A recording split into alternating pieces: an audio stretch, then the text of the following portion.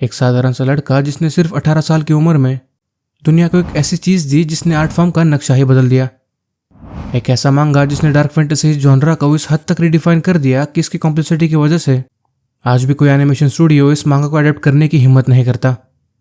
Ladies and gentleman, the greatest manga of all time, berserk.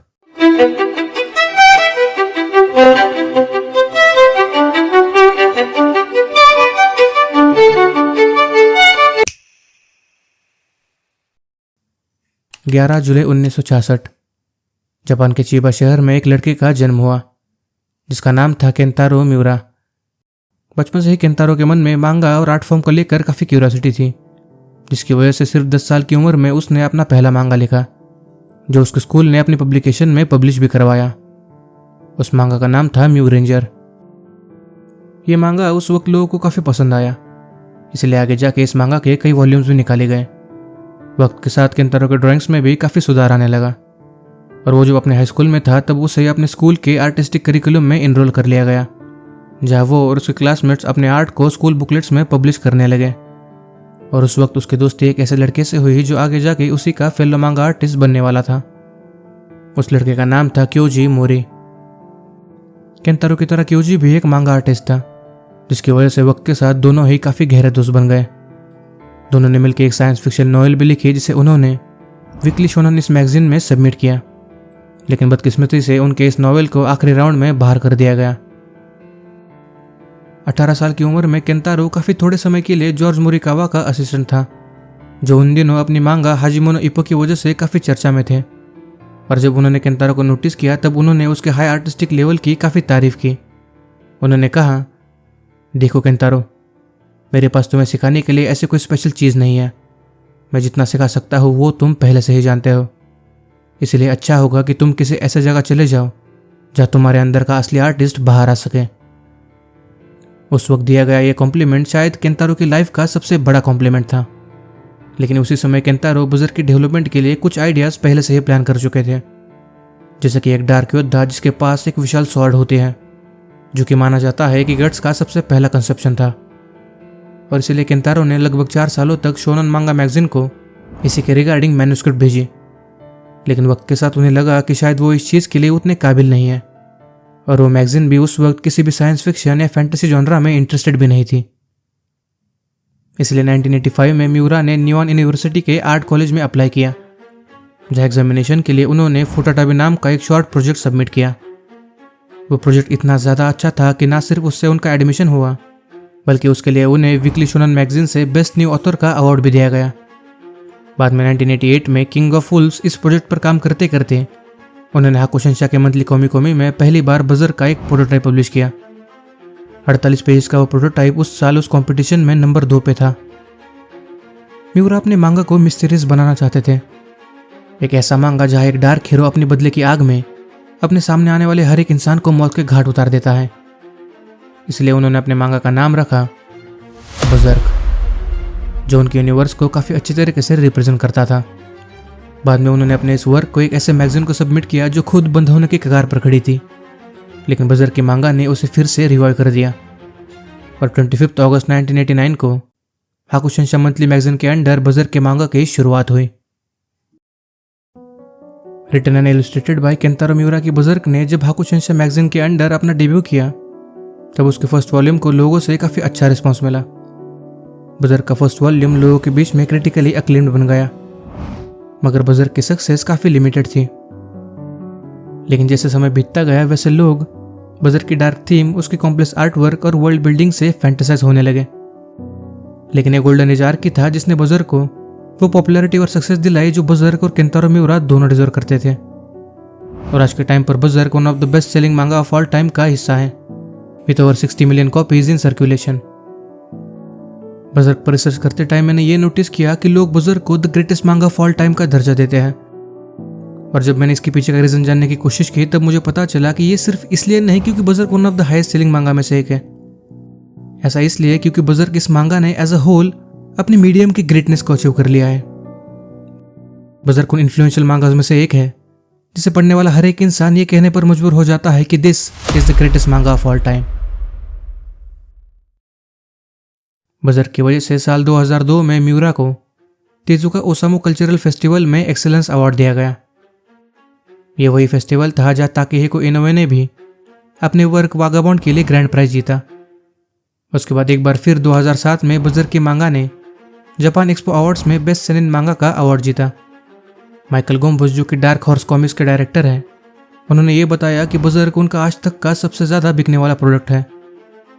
जब बजर्क ने 2018 में सिर्फ नॉर्थ अमेरिका में 2 मिलियन से भी ज़्यादा कॉपीज सोल्ड की थी। बजर्क अपनी लाइफ टाइम में कभी भी उतना ज़्यादा मेन स्ट्रीम नहीं रहा और अपने 18+ थीम्स की वजह से वो ज़्यादा एरियाज में अवेलेबल भी नहीं था। इसलिए यह आंकड़ा कितना ज़्यादा बड़ा है इसका आप अंदाज़ा लगा सकते हो। As per May 2021 Berserk Dark Horse deluxe edition के पहले 8 वॉल्यूम अमेजोन के top 100 overall best selling books में से एक है। इसी एडिशन का फर्स्ट वॉल्यूम 2022 और 2023 के one of the highest selling मांगा वॉल्यूम्स में से एक रहा है। और दे ईयर्स ऐसे कई सारे अवार्ड्स और अचीवमेंट्स है जो बजर्क ने अपने लाइफ टाइम में अचीव किए हैं। लेकिन अगर सब बताने बैठूंगा तो शायद ये वीडियो कम और life time achievement award show ज़्यादा लगेगा।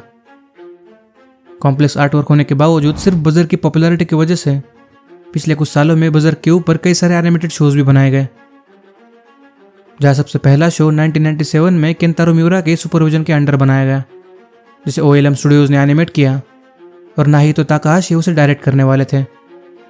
इस शो के थ्रू मेकर्स को बजर्क के हेरिटेज को एनिमेशन वर्ल्ड में कैरी फॉरवर्ड करना था, ताकि आगे जाके बजर्क वो लेगेसी हासिल कर सके जो आज के टाइम पर वन पीस, नारुतो और ब्लीच जैसे शोज ने हासिल किए हैं। और जब ये शो पहली बार एयर होना चालू हुआ तब लोगों ने इस शो को काफ़ी अच्छा रिस्पॉन्स दिया। लोगों ने इसके साउंड ट्रैक को भी काफ़ी प्रेज किया और आज भी लोग इस साउंड ट्रैक को काफ़ी पसंद करते हैं। लेकिन इतनी हाई एक्सपेक्टेशंस के साथ शुरू किए गए इस शो को सिर्फ 25 एपिसोड्स में ही बंद कर दिया गया।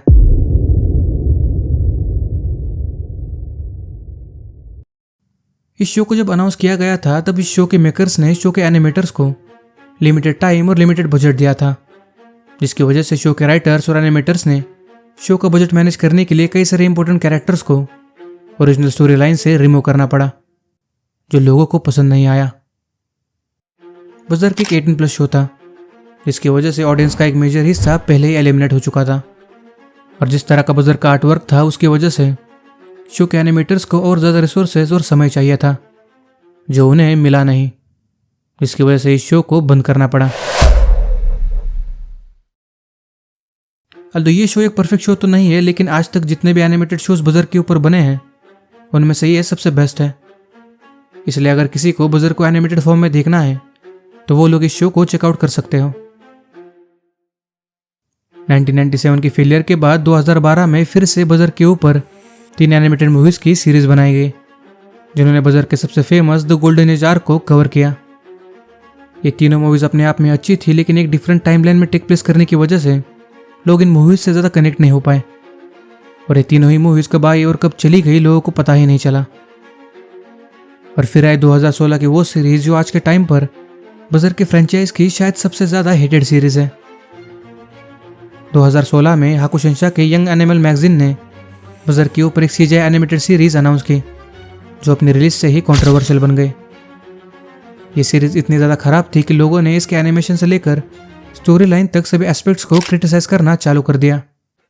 इस सीरीज को एनिमे फैंस से इतना ज़्यादा बैकलैश मिला कि सिर्फ 24 एपिसोड्स के बाद ही शो के मेकर्स ने इस शो को बंद कर दिया।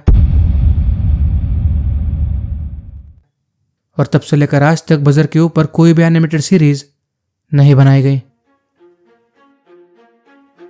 बजर्क का मांगा जितना अपनी कॉम्प्लेक्स आर्ट वर्क और डार्क थीम के लिए जाना जाता है, उतना ही वो अपने हयातस यानी कि लंबे ब्रेक्स के लिए भी जाना जाता है।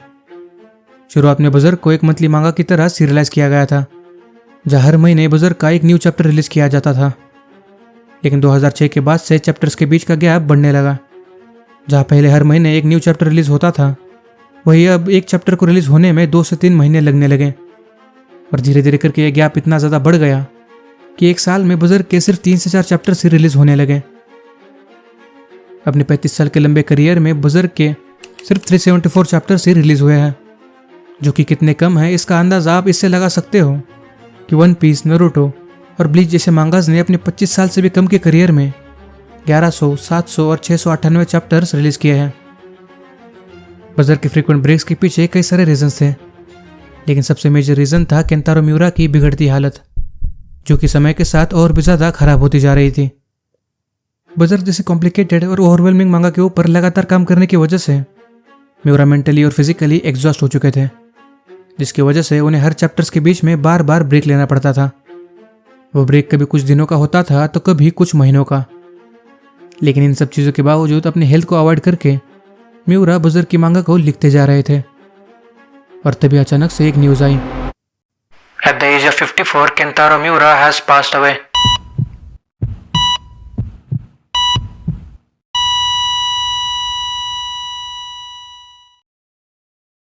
म्यूरा के जाने का दुख उनके किसी फैन के लिए या किसी भी ऐसे इंसान के लिए जो आर्ट की कदर करता था, किसी सदमे से कम नहीं होने वाला था। मई 2021 को हाकुशिन्शा मैगजीन ने ऑफिशियली ये अनाउंस किया कि 6 मई 2021 को बजर्क के ऑथर केंतारो म्यूरा की एक्यूट एरोटिक डायसेक्शन की वजह से डेथ हो गई। जैसे ये न्यूज़ बाहर आई, उसी वक्त से एनिमे वर्ल्ड में केओस मच गया। सभी फैंस, ऑथर्स शॉक हो गए, सभी दुखी थे, लेकिन सबके मन में एक सवाल था, अब बजर्क का क्या होगा?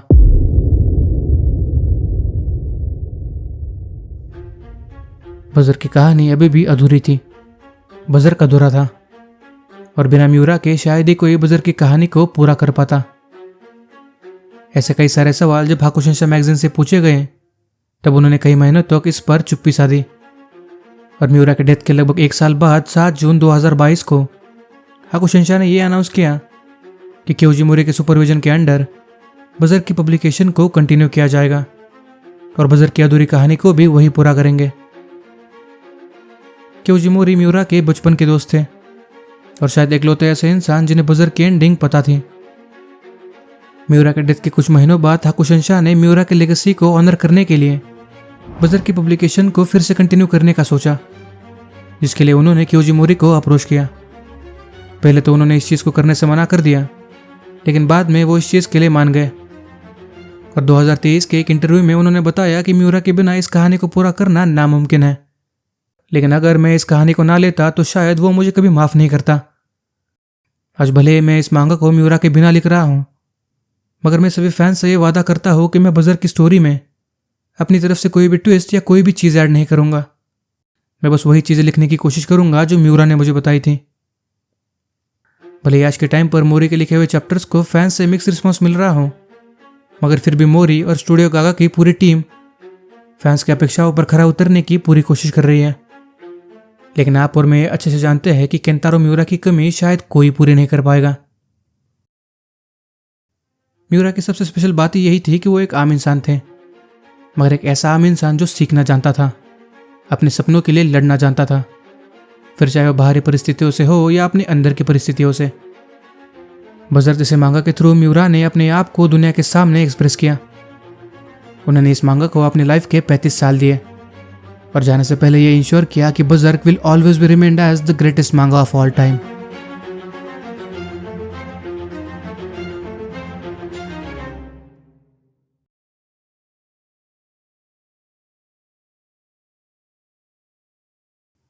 बहुत दिनों बाद घर से बाहर आया हूँ, अच्छा लग रहा है, मगर वापस जाना होगा, बहुत काम है।